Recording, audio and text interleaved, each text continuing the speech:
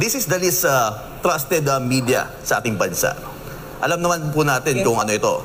And this is Rappler. Kung saan kahapon lang po, if I'm, correct me if I'm wrong, Yusek, na revoke ang kanilang operating license para sa kanilang pamamahayag. Tama po ba, Yusek Lorraine?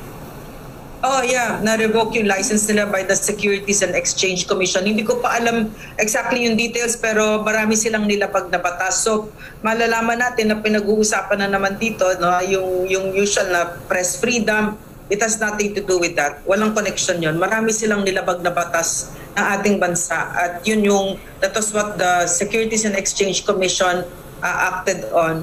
And yung sinasabi mo, Franco, no, na yung binabash nila ako, pinag-iinitan ako. I never take things personally. Nawala yan sa akin, no. Pero alam ko naman kung bakit kasi ang Rappler ay bunganga ng CPP, NPA, NDF. So tayo dito ay nagpapasalamat, no, nagginawa ng gobyerno ang trabaho niya. Kasi yung Rappler na yan talagang dapat sinarado yan noon pa. Katulad nung ginawa but this is for a very different reason. Yung kay Secretary Esperon, yung sa NTC, pag-uusapan din natin mamaya yon, no, yung mga websites na pinasarado ng NTC, no, na hindi sila pinasarado, basta bawal na sila sa Pilipinas. Tuloy pa rin yung press freedom, no? Tuloy sila, pwede pa rin yung Kodaw, yung Bulatlat, no, pero hindi sila pinapayagan dito sa ating bansa. So, in other words, binibigyan natin ng proteksyon ang ating mga kababayan. Dito naman sa Rappler na ito, no, natanggalan ng lisensya. Noon pa yan, with impunity, ang dami nilang nilabag na batas. Foreign-owned, foreign-funded. No, bawal sa atin yon, press ito eh. Diba? So, nilalabag nila yan. So, I'm pretty sure we can already say, no, na we can already see na ang sasabihin nila sa mga boss amo chief nila, na press freedom itong sinisira, etc. etc. Di ba yung parang doon sa amo nila, yung boss nila, si Maria Ressa, na yung convicted na criminal na inaapi daw siya sa Pilipinas, no? Press freedom, she's the symbol of press freedom na really actually kaya siya naging dahil cyber libel ang nakomit niya, no? She was convicted in a court of law. So we're very happy that this has happened because Rappler, no, has put our citizens in harm's way. One example lang, isang maliit lang na example yung sinabi niya, no, na ang Alcadev ay hindi daw this is daw government regulated, no, and all those beautiful things about Alcadev na isang eskwela ng CPP, NPA, NDF at mouthpiece ito ng Save Our Schools Network. Kulang na lang halik-halikan nila itong Save Our Schools Network na isang kagagawan ng CPP, NPA, NDF na gumawa ng mga nagpanggap na mga eskwela pero actually mga terrorist training camps na kung saan yung mga kapatid nating katutubo, no, mga menor, ang ginawa talaga nilang biktima dito and where some of the worst crimes were committed, no? Like what? Human trafficking, kidnapping, radicalization, murder, massacres, ito yung Saharan, no? All of this, no? And recruitment and terrorist financing, child slavery, sexual abuse dito sa mga eskwela na ito. And yet what did Rappler say? When government was already very clear, no, that these are terrorist training camps, sinabi niya na that's not true. These are schools that take care of the indigenous peoples, no, senior high school students na tinuturuan ng agrarian reform. Binigyan niya ng takip, no? And of recent note of which talagang umatras ang Facebook sa gobyerno kasi ang sinabi ng Rappler, ang sinasabi ng National Security Advisor na si Secretary Esperon and even me earlier, no, na hindi daw totoo na urban operatives ng CPP, NPA, NDF ang Kabataan, Anak Pawis, Bayan Muna, Alliance of Concerned Teachers at Gabriela. So binigyan niya ng takip itong mga ito, no? So we're so happy that this day has come. Good riddance, no? Salamat. Salamat talaga. Yes, Yusek, kaya nga. And never even once na pinuri ng Rappler ng ating government sa very yung nakikita natin ngayon, like our reports and everything, that halos lahat ng Pilipino ay naniniwala at nakikita nila kung paano umuunlad ang ating bansa. Pero in spite of that, Rappler keeps on throwing all the negative things about the government. And the fact that they're supporting the narrative of the CPP, NPA, NDF is talaga naman that wala silang ibang objective to destroy the government. And this is one of the reasons, this is not really press freedom. You're destroying the government. If there's press freedom, you also have to help the government. You have to support the government. And what Duterte was doing clearly shows what patriotism is. Yes, Jade. Alam mo, Yes, wait, pasingit lang, Jade, alam mo, Franco at Jade, no? Sa totoo lang, pag nagbi-meeting kami ng ganyan, nakikita talaga kung bakit ito tumagal ng ganito katagal, itong salot na ito. Kasi ang gobyerno, hindi niya ginagawa ang trabaho niya. No, kunyari ang COMELEC, ba't hindi mo na-disqualify yan? Overwhelming ang evidence. Halos 3 taon na ito. Nandyan na yan sa inyo. Bakit hindi ninyo galawin ito? Ba't hindi ninyo aksyonan yung binawa ng NTF-ELCAC sa inyo?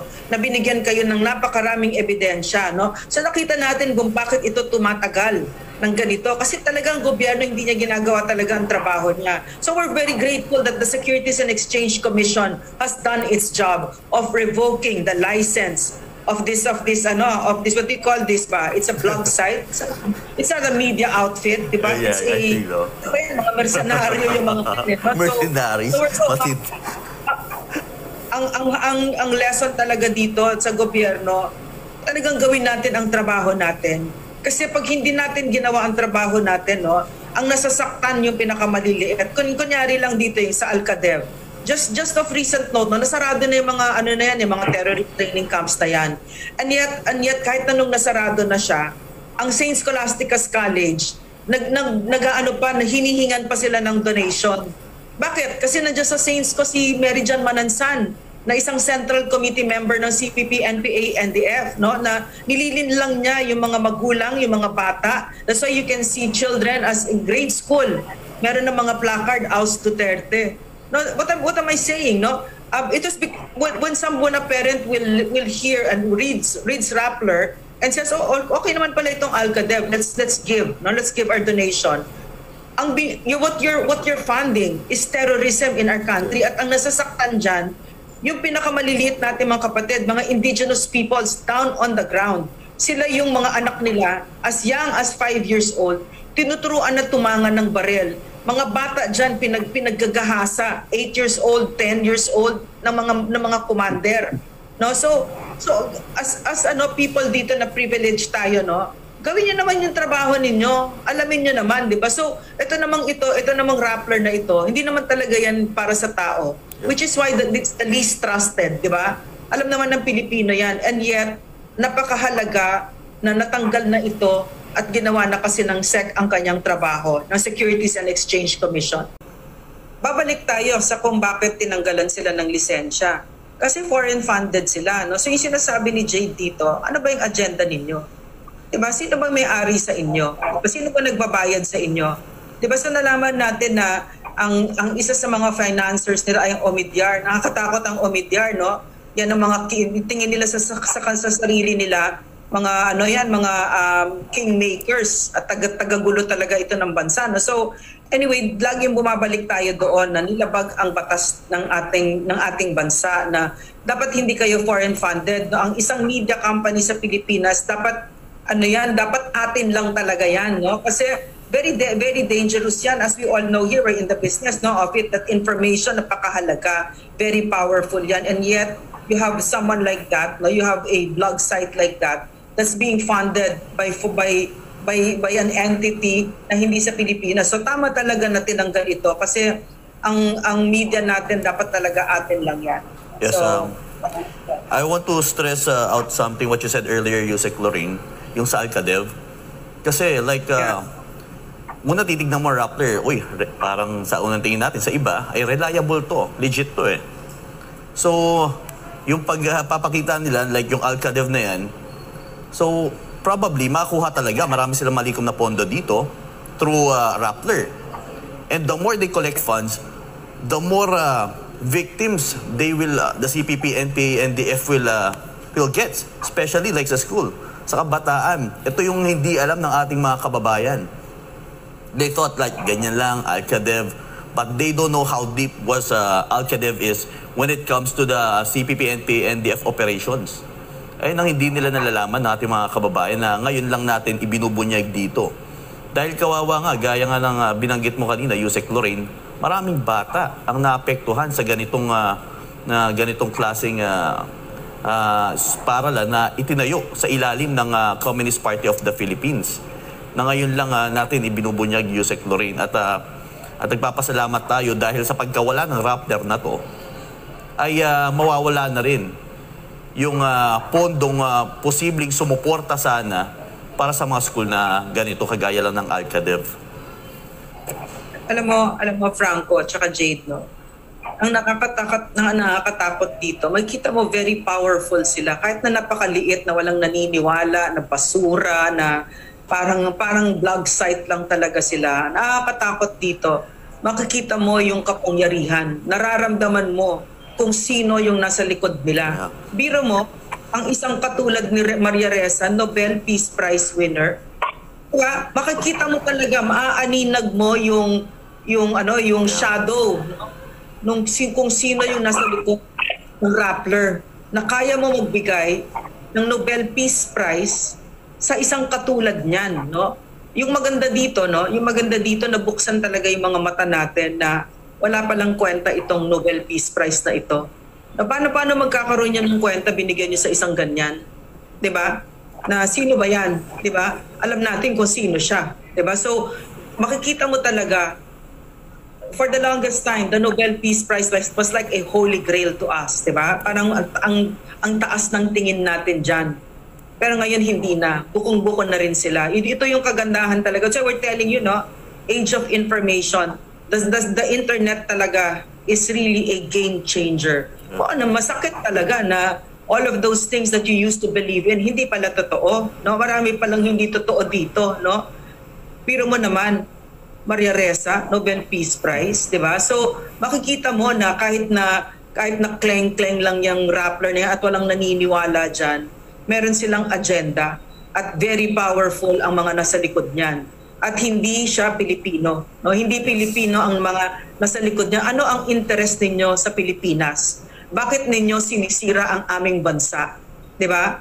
So, ito yung kung bakit tayo nagdiriwang dito. Kasi alam natin ang sikmura ng Rappler.